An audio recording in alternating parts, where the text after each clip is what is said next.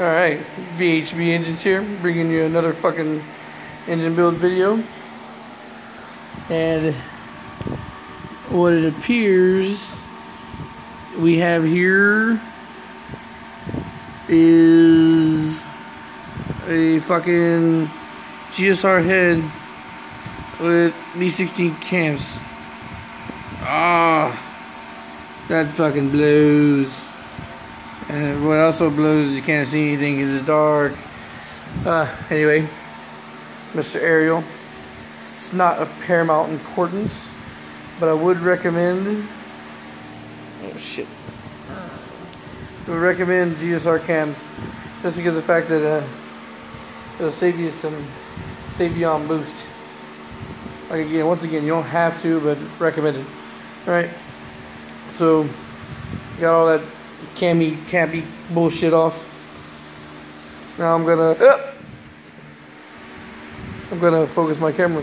Now I'm gonna get started. Now we'll start tearing down to the block, the core of the block itself. I'm gonna pop them cams over, loosen up them their head steady thingies. Oh, that's interesting.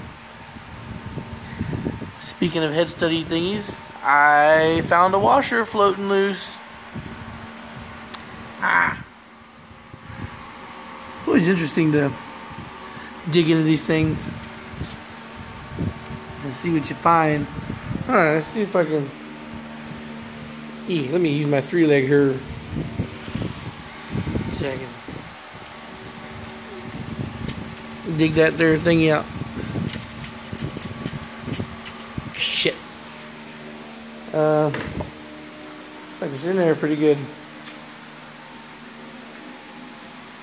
Boy, I sure am looking forward to getting me my new camera that I've been saying I was going to get since I started this shit.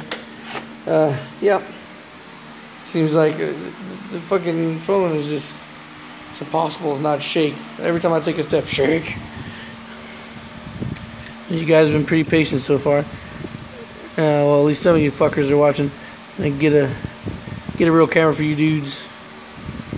There we go. Where is it? Oh, there it is. There you are. You little fucker. Ugh.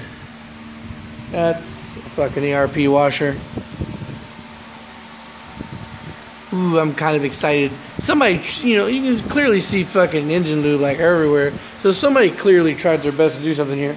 And I'm not going to judge the guy, whoever the fuck it was, built it. Just because of the fact that I don't know him. If he was an asshole, I'd judge him for being a piece of shit, for immediately seeing that problem. One that's obvious. Like, how the fuck do you run the motor or with that shit floating around in there? How do you not notice that? I don't know. Ariel seems to be pretty convinced that this motor never ran, even though it wasn't spinning. But this is kind of convincing in the fact that he might have been right, just because of the fact that I don't see any kind of crazy damage, and this itself wasn't wedged anywhere. It doesn't look like it was fucked up. So maybe it hasn't been run after all. So what I'm going to do is I'm going to take the fucking head off and I'll mount it on the engine stand. And before I do anything else with a further teardown, I am going to try to spin that crank one more time to see if maybe, I don't know, let's see what happens. So, I feel like a bit of an asshole. Simply because this. I went to go crank it, and the whole engine stand started to tilt, and then finally, pop! And it started to spin. And it feels pretty good. So, now I feel like a bit of an asshole because I have caused somebody to spend extra money. Yeah, Ariel bought a new crank, new bearings, new rings, and all that shit, and might not have needed to. All right.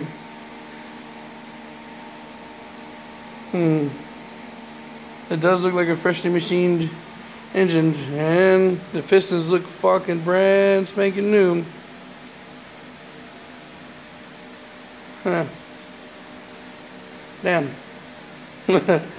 Oh, let's see here.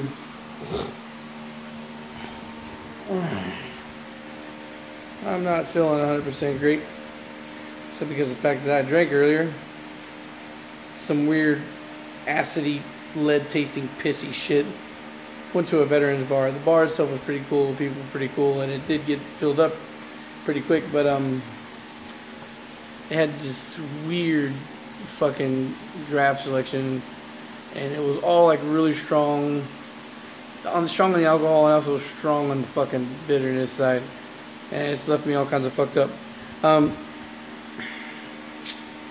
wanted to tear the block 100% down, but I think that this is a good stopping point simply because of the fact that I'm tired enough now where I'm leaning over to pop shit or to, you know, break bolts loose and shit, and I almost cracked my head. I almost fell on my face.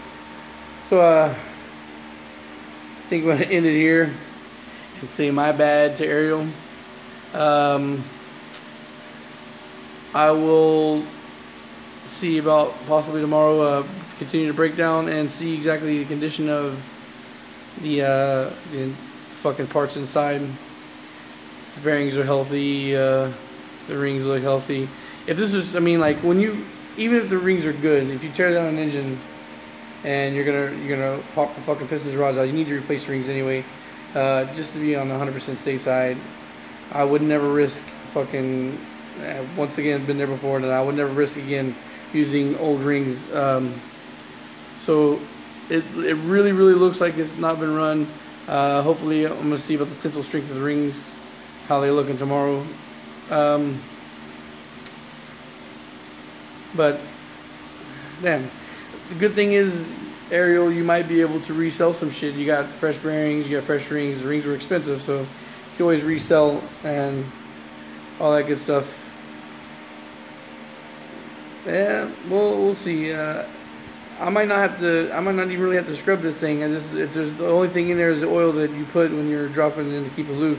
I think this shit sat. I know that we've been talking for a while now, and the whole time I've been talking to you, you've had it, or almost the whole time I've been talking to you, and maybe it just locked up like that because it just sat for so fucking long, and what's that shit? This engine assembly lube just kind of like degraded enough to where it was just holding.